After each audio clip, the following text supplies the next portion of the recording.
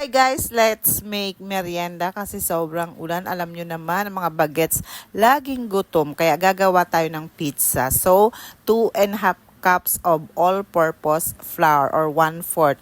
Ang ginamit ko dyan is yung third class. Hindi ko ina-advise yan sa inyo kasi hindi maganda. Yun kasi meron pa ako dito. So, naglagay lang ko ng isang pouch nung instant cheese. Tapos, 1 tablespoon of sugar, a pinch of salt, and 1 cup of warm water. So, warm water ang gamitin nyo para yung ating yeast ay umalsa. So, ayan, halo-halo lang natin.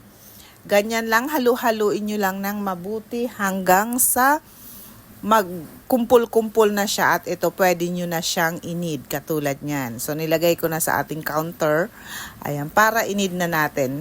Kaya ko hindi ina-advise ang third class kasi nga, malambot siya masyado. Ganyan, no? So, nag-a-add pa ako ng flour. So, dapat hindi eksakto na 1/4 or 2.5 cups of flour. Kailangan may extra kayo kasi pang need nga kasi dumidikit.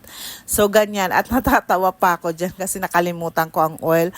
Kung napansin nyo, hindi ko pa dyan nilalagay. Walang oil yan kaya medyo madikit. So, ayan, nilagyan ko siya ng oil.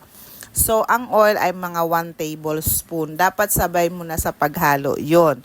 So, ganon. Pero okay lang naman. Carry naman. Naisalba rin natin. Alam nyo na ang lola nyo ay makakalimutin. So, ayan. Halu-haluin or i-mix-mix lang natin. Ayan.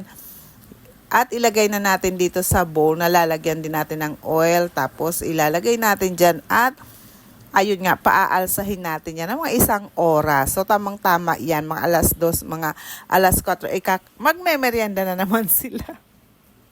So, ito ready na. Meron akong lutuan itong pizza. Pero, ano na to, direkta na to. Wala ako, hindi ko na yung may tray ba at lalagay sa oven. Hindi na. Ito ng machine ang gagamitin ko na nandito. So, yan. Nilatag ko lang siya and then tinusok-tusok natin ng tinidor para maluto. At maglalagay ako ngayon, ito nga spaghetti sauce ang nilagay ko para mas hindi gaanong maasim, di ba? Kasi sa mga bata. And then, ang nilagay ko namang mga sahog is hot dog, tapos yung mix na corn, na mixed vegetables, and then naglagay din ako nitong ang cheese nga, yung mga bilog-bilog pa. Ayan, tinatakpan ko siya kasi nawala ng takip nito. Hindi siya kasya pero sabi ko okay lang yan. Actually, naghanap ako ng takip na kakasya dyan para maluto. So, ayan na, ready na. Ayan, gustong-gusto yan. Yun lang.